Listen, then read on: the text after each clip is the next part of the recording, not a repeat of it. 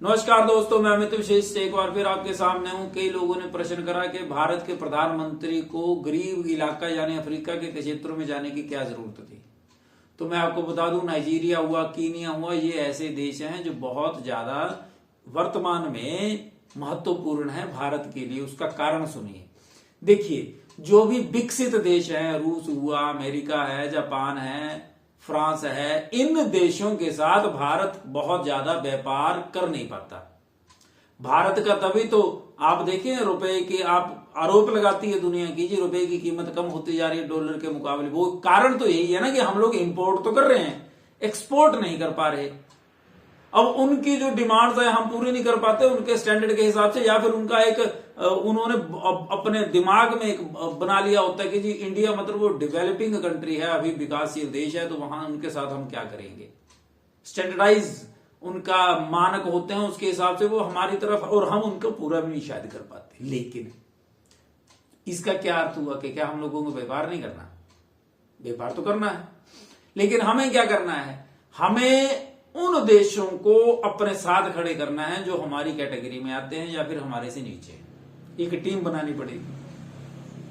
वर्तमान में क्या हुआ है, जो अफ्रीका महाद्वीप है, अफ्रीका में चाइना ने बहुत बड़ा दुष्चक्र चलाया हुआ है। जैसे श्रीलंका, पाकिस्तान चाइना के मकड़ जाल में फंसे हैं, ऐसे ही अफ्रीका भी इस समय चीन के मकड़ जाल में फंसा हुआ है। चीन का मकड़ जाल कर्जे वाला। होता क्या है, पहले तो देखो 1950 के आसपास अमेरिका भी यही करता था। अमेरिका ने क्या करा कि जो अफ्रीका में अलग अलग देशों में जो तानाशाह थे उनको सपोर्ट करनी शुरू कर दी। आपको याद होगा इराक में भी इन्होंने तानाशाह को सपोर्ट किया था। जब इनको लगा कि अब हमें उसका प्रयोग नहीं है तो फिर उसको मार दिया गया।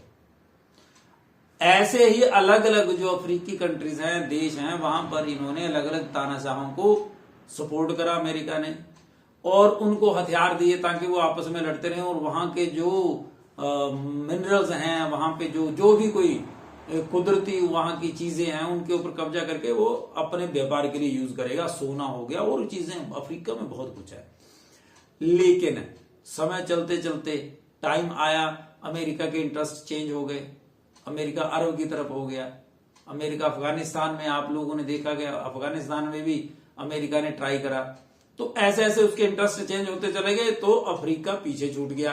अब अफ्रीका पीछे छूटा, उनको टेक्नोलॉजी तो कोई देते नहीं थे, ये सिर्फ हथियार देते थे कि आपस में लड़े मरे, जो मर्जी करते रहे, आगे ना बढ़ पाए, ये ज्यादा सोच ना पाए। क्योंकि एक तो बात है ना कि अफ्रीकी देशों के बच्चों और लोगों में दिमाग भी और शक्तिशाली भी है, तो उनको क्या करा, अनरेस्ट क्रिएट कर दी वहां पे। फिर अमेरिका साइड में हो गया। लेकिन वो जो खालिस्तान था उसको भरने के लिए चाइना आया। चीन ने क्या करा, चीन ने वहां के जो, अब समय बीता तो जो अफ्रीका था वहां पे भी लोकतंत्र का थोड़ा थोड़ा सा प्रभाव पड़ना शुरू हुआ। चीन ने जो तानाशाह थे अलग अलग देशों में, उनको बोला कि आप ऐसा करो, आप अपने लोगों को बताओ कि हम ये रोड है, यानी सड़कें, अस्पताल है और पुल हैं, फिर बड़े बड़े सपने दिखाओ लोगों को, और वो सपने फिर मैं हेल्प करूंगा तुम्हें पूरा करने में। लेकिन एक और बताऊं, ये शुरुआत थी मैंने कि मैं आपको आप मुझे बताएं ये सपने क्रिएट करने हैं, फिर मैं आपको स्पॉन्सर कर दूंगा। फिर थोड़े समय बाद क्या किया चीन ने क्या किया, चीन ने बोला कि जो आप बोलते हैं वो छोड़ो, हम बताते हैं तुम्हें कि तुम कौन कौन से वायदे करो लोगों से। बड़े बड़े प्रोजेक्ट्स के वायदे करे जिसका फायदा चाइना को होना था।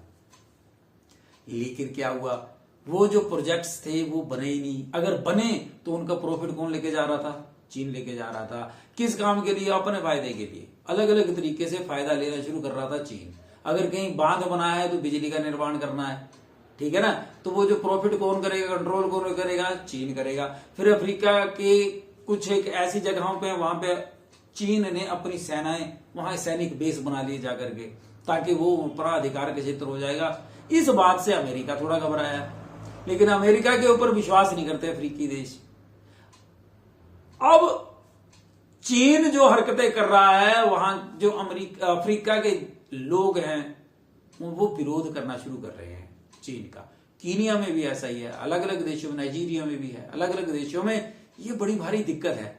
जैसे चाइना की कंपनियां, हुआ भाई मोबाइल कंपनी है, भारत में तो थोड़े अभी इस पे सैंक्शन लगे हैं, अलग अलग देशों में थोड़े थोड़े इस पे रिस्ट्रिक्शन लगी हैं, अमेरिका में भी लगी हैं, लेकिन अफ्रीकी देशों में नहीं है, क्योंकि वहां पर इंफ्रास्ट्रक्चर नहीं था कोई भी मोबाइल्स का। इन्होंने जाकर के मोबाइल टावर लगाए और ये सारा काम करके टेक्नोलॉजी करके अब वहां का सारा नियंत्रण इनके पास हो गया, अपनी शर्तों पे ये काम करते हैं। इस चीज से अब वहां के लोग दुखी हैं। तो भारत ने क्या किया पिछले 9-10 सालों में, जब से इस केंद्र में सरकार बदली है, नरेंद्र मोदी सरकार आई है, तब से इन्होंने कोशिश करी कि जाकर के हमारे जो वहां पे एम्बेसडर्स होते हैं, राजदूत होते हैं अफ्रीकी देशों में, वो क्या करते हैं कि वो जाते हैं ग्राउंड लेवल पर, वो लोगों के पास जाते हैं, वहां सर्वे भी कर रहे हैं ये उन देशों में, और लोगों के पास जाकर के लोगों से पूछ रहे हैं कि आपको हॉस्पिटल चाहिए, आपको स्कूल्स चाहिए, एजुकेशन, ह्यूमन रिसोर्स और बड़ी सारी चीजें, इंफ्रास्ट्रक्चर में भी आपको क्या चीज लगती है कि आपको ये चाहिए, हम आपकी हेल्प करें। और वो लोग बताते हैं, फिर हमारे जो वहां पे राजदूत है, जो हमारी टीम वहां पे, वो रिकमेंडेशंस करके पूरी एनालाइज करके रिपोर्ट तैयार करके सेंट्रल गवर्नमेंट को भेजती है। सेंट्रल गवर्नमेंट जाकर के ग्राउंड पे उनको बताती है कि भाई हम आपकी हेल्प करने वाले हैं और इस तरीके से करेंगे।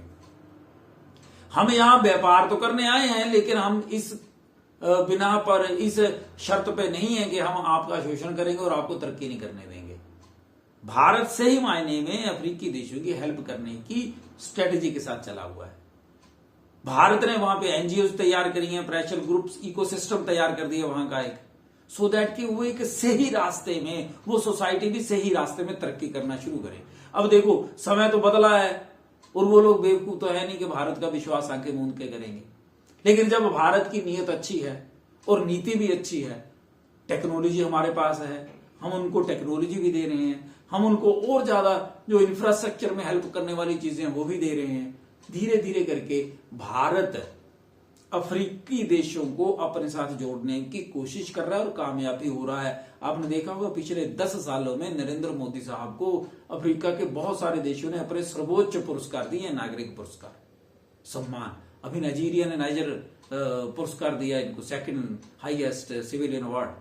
तो ये सारी चीजें एक सही डायरेक्शन में जा रही हैं, लेकिन चाइना की जो नीतियां हैं इनसे दुखी हैं सारे लोग, और एक खालिस्तान है कि वो विश्वास किस पे करे, और उस खालिस्तान को भरने की कोशिश हिंदुस्तान कर रहा है। और ये सही है, क्योंकि स्वास्थ्य सबको चाहिए। योग और आयुर्वेद, पंचकर्म, छठ कर्म, ये हमारी ताकत हैं और ये पूरी दुनिया को चाहिए। बीमारियां हर जगह ही हैं, उससे बचाव के लिए भारत, अगर अफ्रीका के देशों में देख लो कितनी बीमारियां फैलती हैं, महामारियां बहुत चलती हैं, तो अगर वहां पे हम असिस्टेंट देंगे, उनको असिस्ट कर देंगे, हेल्प कर देंगे, तो हमारा दोस्ताना व्यवहार बढ़ेगा, कल्चरल, सोशल, इकोनॉमिकल सारे रिलेशंस अच्छे होते चले जाएंगे, अच्छी नीयत के साथ। सर्वे भवन्तु सुखिनः, इस भाव के साथ जब भारत काम कर रहा है तो विजय भारत की ही होगी।